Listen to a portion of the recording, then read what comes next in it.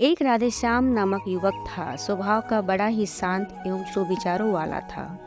उसका छोटा सा परिवार था जिसमें उसके माता पिता, पत्नी एवं 2 बच्चे थे। सभी से वो बेहद प्यार करता था। इसके अलावा वो कृष्ण भक्त था और सभी पर दया भाव रखता था। जरूरतमंद की सेवा करता था, किसी को दुख नहीं देता था। उसके इन्हीं गुणों के कारण श्री कृष्ण उससे बहुत प्रसन्न थे और सदैव उसके साथ रहते थे। और राधेश्याम अपने कृष्ण को देख भी सकता था और बातें भी करता था।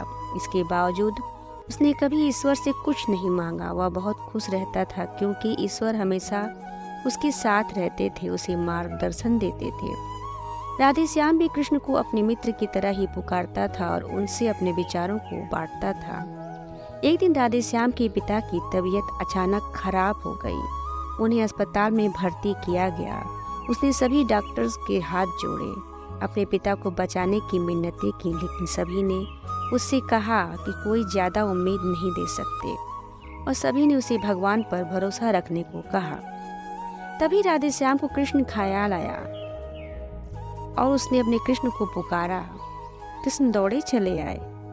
राधेश्याम ने कहा, मित्र तुम तो भगवान हो, मेरे पिता को बचा लो। कृष्ण ने कहा, मित्र ये मेरे हाथों में नहीं है। अगर मृत्यु का समय होगा तो होना तय है। इस पर राधेश्याम नाराज हो गया और कृष्ण से लड़ने लगा। गुस्से में उन्हें कोसने लगा।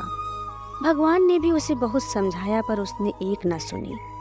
तब भगवान ने उससे कहा, मित्र मैं तुम्हारी मदद कर सकता हूँ, लेकिन इसके लिए तुम्हें एक कार्य करना होगा। राधेश्याम ने तुरंत पूछा, कैसा कार्य? कृष्ण ने कहा, तुम्हें किसी एक घर से मुट्ठी भर ज्वार लानी होगी और ध्यान रखना कि उस परिवार में कभी किसी की मृत्यु न हुई हो। राधेश्याम झट से हाँ बोलकर तलाश में निकल गया।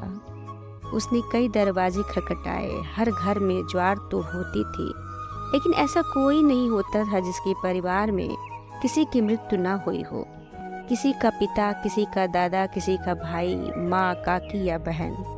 2-3 दिन भटकने के बाद भी राधेश्याम को ऐसा एक भी घर नहीं मिला। तब उसे इस बात का एहसास हुआ कि मृत्यु एक अटल सत्य है। इसका सामना सभी को करना होता है, इससे कोई नहीं भाग सकता। और वह अपने व्यवहार के लिए कृष्ण से क्षमा मांगता है और निर्णय लेता है जब तक उसके पिता जीवित हैं उनकी सेवा करेगा।